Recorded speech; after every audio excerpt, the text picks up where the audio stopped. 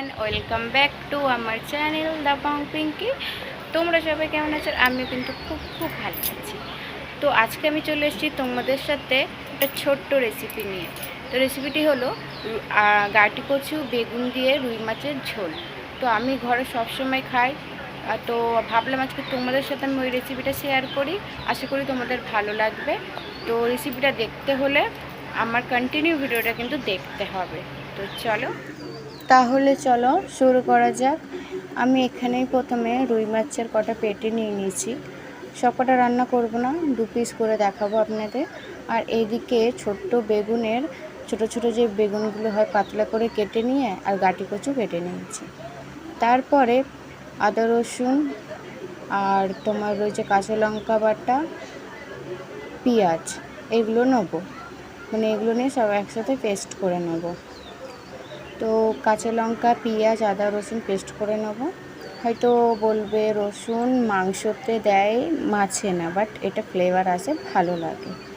তারপরে আমি কেটে রাখা বেগুনগুলো তেল গরম করে, আমি সাদা অয়েল দিয়েছি, তোমরা এখানে সরিষার অয়েলও দিতে পারো। তো বেগুনগুলো আমি ভেজে নেবো একটু হলুদ নিয়ে, ঠিক আছে? মানে তেলের মধ্যে অল্প হলুদ দিয়ে বেগুনগুলোকে হালকা করে দেখো ভেজে নেব, বেশি ভাজবো না, কারণ আসলে এগুলো ছোট বেগুন। আর দেখো এইদিকে আমি মাছ কিন্তু ভেজে রেখেছিলাম। আর তারপরে আমি বেগুনগুলো হয়ে গেছে যেহেতু ভাজা, আমি এগুলো তুলে নিয়েছি। তারপরে গাটি কচু কাটা যেগুলো রেখেছিলাম, তো সেগুলোও কিন্তু এই তেলের মধ্যে ফ্রাই করে নেব। এটা একটু বেশি ফ্রাই করব, বেগুনটা একদম হালকা করেছিলাম, এটা একটু বেশি ফ্রাই করব, কারণ গাটি কচু একটু ভালো করে না ফ্রাই করলে চলবে না। তারপরে আমি এদিকে ততক্ষণ ফ্রাই হোক, এদিকে আমি টমেটো কেটে নিয়েছি আর এদিকে পেস্টটাও তৈরি করে নিয়েছি। আর কারো যদি মনে হয় রসুনটা দেবো না, তো তোমরা না দিতেও পারো কিন্তু। তো এবার আমি আস্তে আস্তে কচুগুলো কিন্তু তুলে নেবো। তার আগে আমি এদিকে একটা বাটি নেবো, নিয়ে আমি ওই আদা রসুন পেস্টটা, আর একটু হলুদ গুঁড়ো, মানে যেরকম পরিমাণ লাগে আর তরকারিতে হলুদ গুঁড়ো, লঙ্কা গুঁড়ো, তারপরে তোমার জিরে গুঁড়ো, ধনে গুঁড়ো সবই দেবো, ঠিক আছে? তো সেখানে আদা রসুনের সাথেই আমি কিন্তু এটা পেস্টটা তৈরি করে নেবো একেবারে, এটা কিন্তু ভালো হবে। আর মাছের ঝোলে যদি আমি মশলাগুলো পরে দিই না, গুঁড়ো মশলাগুলো কেমন যেন জলের মধ্যে ভাসবে, আর এটা একটু ভিজিয়ে রাখলে ভালো লাগবে। আমি নুনটাও এখানে পরিমাণ মতন দিয়ে দিচ্ছি, তোমরা তোমাদের অনুযায়ী নুন আর ঝালটা কিন্তু দিয়ে দেবে তোমাদের অনুযায়ী। হয়তো সবাই ভাববে এটা কেমন রান্না, যে সেখানে রসুন চলছে, ধনে গুঁড়ো চলছে, আসলে সেটা না। তোমরা ট্রাই করো, অবশ্যই আমাকে কমেন্ট করে বলবে, ভালোই হবে, ঠিক আছে? আর এখানে আমি একটু গাঢ় টাইপের ঝোল করব, ওর জন্য আমি একটু বেশি মশলাটা নিয়েছি, ঠিক আছে? তা আমি এদিকে কচুগুলো তুলে নিয়েছি। তারপরে ওই তেলের মধ্যেই আমি কালো জিরে ফোড়ন দিয়ে দেবো। আর তারপরে আমি কিন্তু এই পেস্ট যেটা আমি তৈরি করে রেখেছিলাম, সেই পেস্টটা কিন্তু আমি দিয়ে দেবো এতে।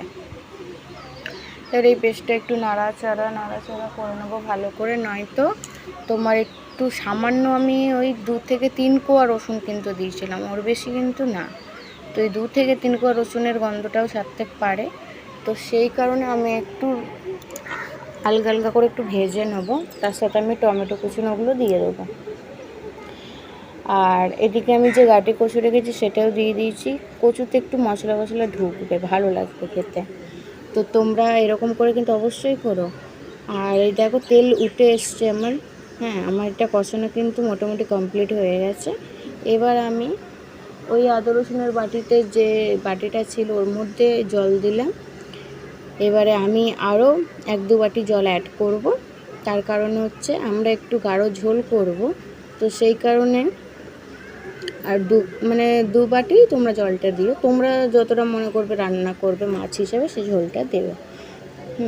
তারপরে আমি এটা দেখো 2 বাটি জল দিয়ে দিয়েছি। কচুটাও সেদ্ধ হয়ে যাবে। আর টমেটোগুলো কিন্তু একদম পেস্ট করে দেবে না, কারণ হচ্ছে টমেটোগুলো ভাজবে ভাতের সাথে, খেতে কিন্তু খুবই ভালো লাগবে। আর এদিকে আমি ঢেকে নিয়েছি, দেখো লো মিডিয়াম করে আমি ঢেকে নিলাম, তার কারণ হচ্ছে কচুগুলো সেদ্ধ হবে। তো আমার কিন্তু এদিকে কচু সেদ্ধ হয়ে গেছে, ঝোলটা দেখো টকবক করে ফুটছে। এখন আমি দিয়ে দেবো কিন্তু এর মধ্যে ভেজে রাখা বেগুন আর তোমার হচ্ছে ওই মাছটা। যদি বলো মাছটা তুমি কেন আগে দেবে, কারণ মাছেও একটু মশলা ঢুকবে। এটা আমি অন্য পদ্ধতিতে কিন্তু রান্নাটা করছি। তো আমি এদিকে দেখো বেগুনগুলো এক এক করে দিয়ে দিলাম, আর ওই 2 পিস মাছ আমি দিয়ে দিলাম। তো মাছ আর বেগুন গাটি কচু সব একসাথে মশলা ঢুকে যাবে। এবার কিন্তু আমাদের সম্পূর্ণই রেডি।